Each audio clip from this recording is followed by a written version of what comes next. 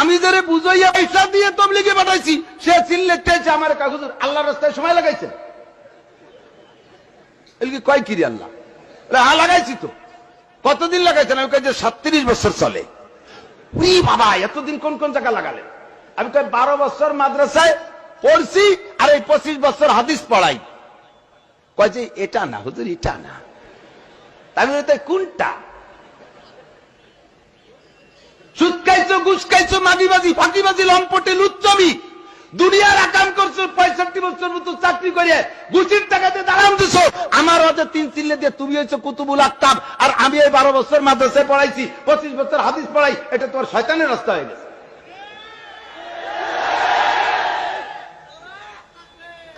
আমি কইলাম এই যে শয়তানের রাস্তা কয় হুজুর আপনার আল্লাহর রাস্তায় খুরুজ ফি সাবিলিল্লাহ এই আরবি একটা সাথে খুরুজ ফি সাবিলিল্লাহ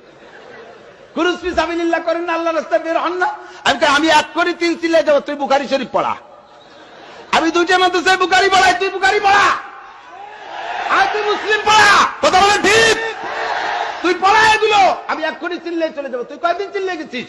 তুই বিকেল বেলা তশকিলে গাছতে বেরোইলে তোর দিকে সমস্ত সাথীরা পালায় চলে যায় আর আমি পুরো মাঠ ভরা মানুষ নিয়ে বসে থাকি আমার রাতে কখনো মানুষ মাঠের থেকে ভাগে না শেষ পর্যন্ত আমি পুরো মাঠ ধরে তশকিল করি লক্ষ লক্ষ মানুষ আমার রাতে তশকিলে গেছে তোর রাতে কয়জন গেছে এরপরে কয় কি মাদ্রাসা লাগে কোন সাগে মাদ্রাসা বলে কোন সাগে লাগে না মাদ্রাসা বন্ধ করার আন্দোলন ইদানিং নতুন কথা উঠছে আপনারা সকলে জানেন না বিভিন্ন জায়গাতে বিভিন্ন কথা আসতেছে আমার সামনে দাঁড়ায় একটা কয় হুজুর এখন আমরাও মাদ্রাসা শুরু করছি আমরা তুই মাদ্রাসায় পড়াবি তোকে তো হুজুর নাই মাদ্রাসায় পড়াবি আমরা পড়াবো তো তুই তো কিছু জানিস না কি মাদ্রাসা করবি আমাদের মাদ্রাসায় 6 সুরো পড়া হবে 6 সুরো আমি 6 সুরোর মাদ্রাসা তার মানে কয় যে আলহামদুলিল্লাহ সুরো নাস ফালাক কুলু আল্লাহ তাব্বাতা তার ইজাজা ওরে ডাকাত আল্লাহ 114 সূরা নাজিল করে কয় আল-ইয়াওমা আকমালতু লাকুম দীনাকুম আজকে তোমাদের দিন পূর্ণ করলাম 114 সূরা দিয়ে আর তোরা তাতে 108 টারে মাইনাস করে দিয়ে 6 সূরার মাদ্রাসা ফিরে ধাক্কায় তো তোরা ও 6টাও বাদ দিয়ে দিবি কথা কোন ঠিক কি ঠিক না আমার আজ ইউটিউবে শুনে থাকেন আমি কিশোরগঞ্জ গিয়েছিলাম চিল্লায় 13 সালে ওই জায়গা যাইয়া আমি আমার সাথীদেরকে কোরআন শরীফ পড়ানোর সিস্টেম তৈরি করছি আমরা 4-5 জন আলেম ছিলাম 4 জন আলেম ছিলাম আমরা বললাম বাকি 16 জন সাথীদেরকে কোরআন শরীফ পড়াবো কোন মতেও কোরআন শরীফ পড়তে দেবে না কয় না কোরআন শরীফ পড়ার নিয়ম তবলিগি নাই উড়িয়ে ডাকায় কোরআন শরীফ পড়ার নিয়ম যদি তবলিগি না থাকে ও তবলিগির গোষ্ঠীদের উদ্ধার করি কথা বলেন ঠিক এই কোরআন পড়বো না তার কিসের সাথে তবলিগ বেয়াদব কোথাকার আমি কাকরাইল ফোন দিচ্ছি মাওলানা আমির হোসেনের কাছে ভাই এ তবলিগি বলে কোরআন পড়া পড়ি নাই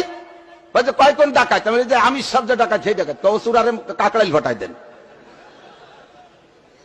আমি 16 জন সাথীর 12 জন রে আলিফবা থেকে নিয়া 38 দিনে অক্ষর দিয়ে কোরআন শরীফ পড়া শিখাইয়া 8 পারা সবক পড়ায় বাড়ি আনছি আর বাকি যে 4টে বুড়ো কিচ্ছু পারে না একের বোমবাস্টিং বুড়ো